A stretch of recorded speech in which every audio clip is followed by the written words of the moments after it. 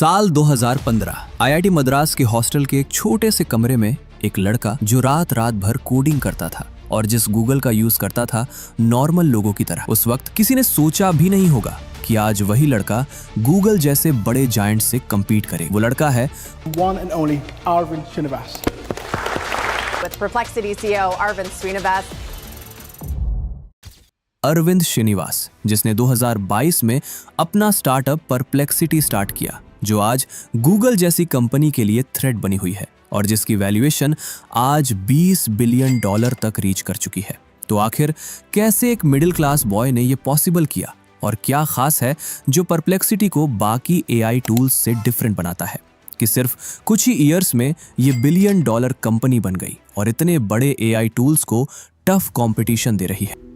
अरविंद श्रीनिवास, जो चेन्नई के एक सिंपल मिडिल क्लास फैमिली से बिलोंग करते हैं, जो अपना स्कूल खत्म करने के बाद आईआईटी मद्रास गए, जहां उन्हें इलेक्ट्रिकल इंजीनियरिंग अलॉट हुई। जहां एक तरफ अरविंद के दोस्त अपनी कॉलेज और सोशल लाइफ एंजॉय कर रहे थे, वहीं दूसरी तरफ अरविंद एक मशीन्स को इंटेलिजेंटली थिंक करवाना सीख रहे थे। उस वक्त जब उन्हें मशीन लर्निंग का मतलब भी नहीं पता था, फिर भी कॉलेज में एक मशीन लर्निंग कंपटीशन में पार्टिसिपेट किया और ऑलमोस्ट बिना प्रिपरेशन के उस कंपटीशन को विन कर लिया। यही वो टर्निंग पॉइंट था जिसने उनकी डायरेक्शन डिफाइन कर दी, जिसके बाद 2017 में हायर स्टडीज के लिए अरविंद यूसी बर्कले गए, जहां उन्होंने कंप्यूटर साइंस में पीएचडी की। इसी दौरान 2018 और 2019 में ओपन एआई, गूगल ब्रेन और डीप माइंड में इंटर्नशिप की।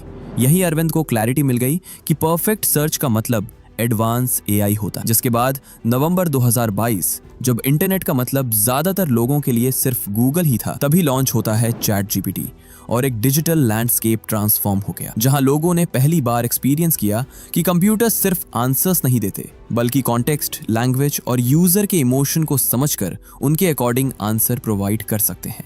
बट प्रॉब्लम ये थी कि चैट जीपीटी की भी कुछ लिमिटेशंस थी, जैसे रियल टाइम इंफॉर्मेशन अनअवेलेबल होना और वेरीफाइड सोर्सेज विजिबल नहीं होते थे, जिस वजह से यूजर्स फुल्ली ट्रस्ट नहीं कर पाते थे। सो जहां एक साइड गूगल था जो सर्च करने पर मल्टीपल लिंक्स प्रोवाइड करता, वहीं दूसरी साइड चैट जीपीटी जो यूजर से ह्यूमन टोन में आंसर तो देता बट कोई लिंक्स या सोर्सेज शो नहीं करता। एग्जैक्टली यहीं पर एक मैसिव गैप एग्जिस्ट करता था और इसी गैप को फिल करने के लिए अरविंद श्रीनिवास ने इनिशिएटिव लिया और यहीं से इवॉल्व हुआ परप्लेक्सिटी का कॉन्सेप्ट।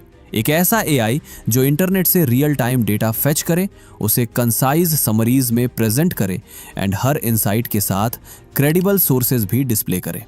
बट यहीं पर अरविंद के लिए सबसे बड़ा चैलेंज क्रिएट होता है, जो था कैपिटल का, क्योंकि कटिंग एज एआई मॉडल बनाना $multi billion इन्वेस्टमेंट मांगता है, जो अरविंद के लिए पॉसिबल नहीं था। तब अरविंद ने एक स्ट्रेटेजिक थिंकिंग अप्लाई की। बाकी एआई टूल्स की तरह खुद का मॉडल बनाने के बजाय उन्होंने दुनिया के बेस्ट मॉडल्स जो ऑलरेडी एग्जिस्ट करते थे, उन्हें अपने एआई में इंटीग्रेट कर दिया, जिसकी वजह से परप्लेक्सिटी एक एआई एग्रीगेटर प्लेटफॉर्म बन गया, जो जीपीटी, जेमिनी और लामा जैसे मॉडल को एपीआईएस के थ्रू इंटीग्रेट करता है और यूजर्स को clear, verified, single answer output deliver करता है। और इस अप्रोच से ना मैसिव इंफ्रास्ट्रक्चर कॉस्ट आई और ना किसी एक मॉडल पर डिपेंडेंसी रही। एंड सबसे बेस्ट चीज, अगर फ्यूचर में किसी मॉडल पर कोई लीगल केस या क्लेम होता भी है तो परप्लेक्सिटी उसे रिप्लेस करके उसकी जगह न्यू मॉडल लगा सकता है। सो अरविंद ने अपना एआई रेडी कर लिया, बट अब बारी थी उसे लॉन्च करने की। ये उनकी लाइफ का पहला स्टार्टअप था और वो भी उस फील्ड में जहां पहले से ही गूगल और ओपन एआई जैसे बड़े जायंट्स मौजूद थे। जिसके बाद 7 दिसंबर 2022 अरविंद ने 3 को फाउंडर्स के साथ मिलकर परप्लेक्सिटी लॉन्च की। पर अरविंद ने जो एक्सपेक्ट नहीं किया था वो हुआ। लॉन्च के बाद परप्लेक्सिटी पर 3000 क्वेरीज पर डे आने लगी, जो कुछ ही मंथ्स में 1000 से मिलियंस में बदल गई। सिर्फ एक साल के अंदर कंपनी ने 1000x ग्रोथ अचीव की और परप्लेक्सिटी की ग्रोथ बस यही नहीं रुकी।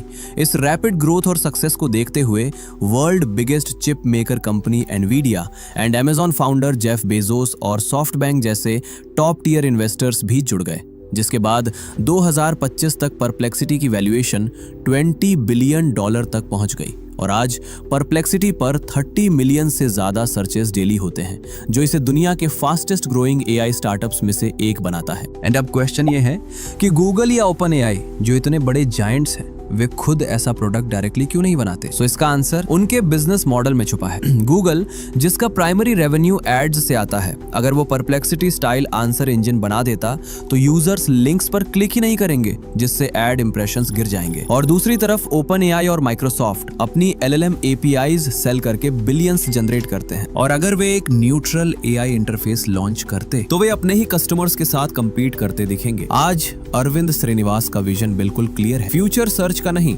बल्कि AI आंसर इंजिन्स का, जहां यूजर्स सिर्फ सर्च नहीं बल्कि समझने, कंपेयर करने और सीखने के लिए आएंगे। और ये स्टोरी हमें प्रूव करती है कि क्लैरिटी ऑफ विजन और सही डायरेक्शन के साथ एक मिडिल क्लास बैकग्राउंड से आने वाला लड़का भी गूगल जैसे $1 ट्रिलियन जायंट को चैलेंज कर सकता है।